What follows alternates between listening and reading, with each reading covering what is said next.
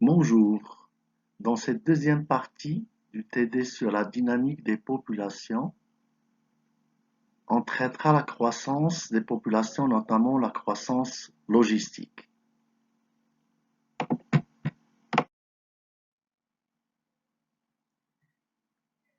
Dans l'exercice suivant, dans un lac de barrage nouvellement construit, l'effectif d'une population de poissons s'accroît, c'est-à-dire augmente, selon une loi logistique. On verra ce que c'est, à un taux intrinsèque d'accroissement, petit r, 0,456 par an, c'est-à-dire en l'absence de facteurs limitants. Supposons que l'effectif initial était de 500 individus. Au bout de combien d'années la population atteindra-t-elle sa vitesse de croissance maximale, sachant que l'effectif maximum stable, c'est-à-dire la capacité biotique du milieu, ce qu'on appelle aussi la capacité de charge, c'est le nombre maximum que peut supporter un habitat, grand K, qu'elle atteint donc 10 000 individus. La solution de ce problème on est en présence de facteurs limitants puisque les ressources sont limitées. La natalité, dans ce cas, la natalité diminue alors que la mortalité augmente en fonction de n. La vitesse de croissance logistique est décrite par l'équation suivante. dn sur dt, c'est-à-dire la variation d'effectifs en fonction du temps, est égale à petit r n, c'est-à-dire la phase de croissance exponentielle au départ, lorsque les ressources ne sont pas limitées, facteur de 1 moins n sur k, ou 1 moins n sur k, ce qu'on appelle la résistance du milieu, c'est-à-dire une certaine résistance donc sur la croissance de la population. L'on obtient une courbe de ce genre, une courbe en S qu'on verra tout à l'heure, donc une croissance, puis après donc un ralentissement de la croissance, puis un arrêt de la croissance. Quand n tend vers 0, dans cette équation-là, delta n, dn sur dt tend vers Rn. C'est-à-dire, quand n est faible, on a une croissance exponentielle.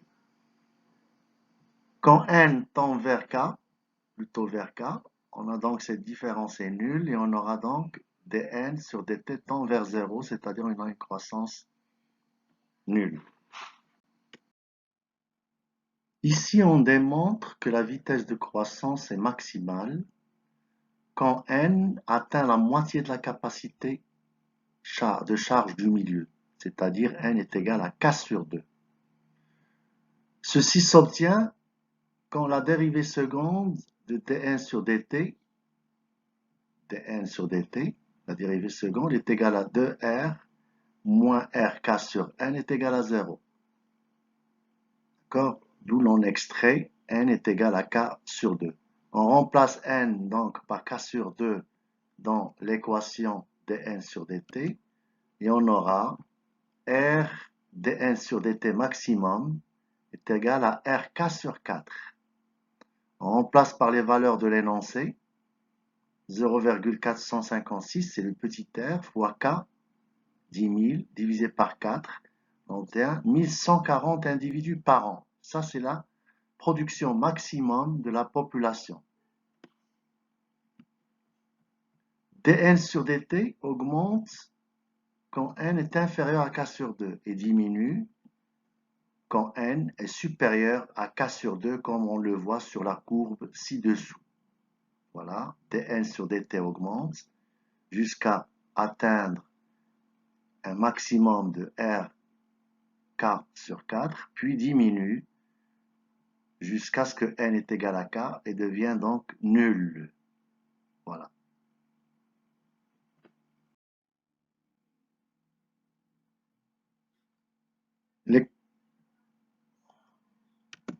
L'équation logistique obtenue par intégration de dn sur dt est égale à Rn facteur de 1 moins n sur k s'écrit comme suit.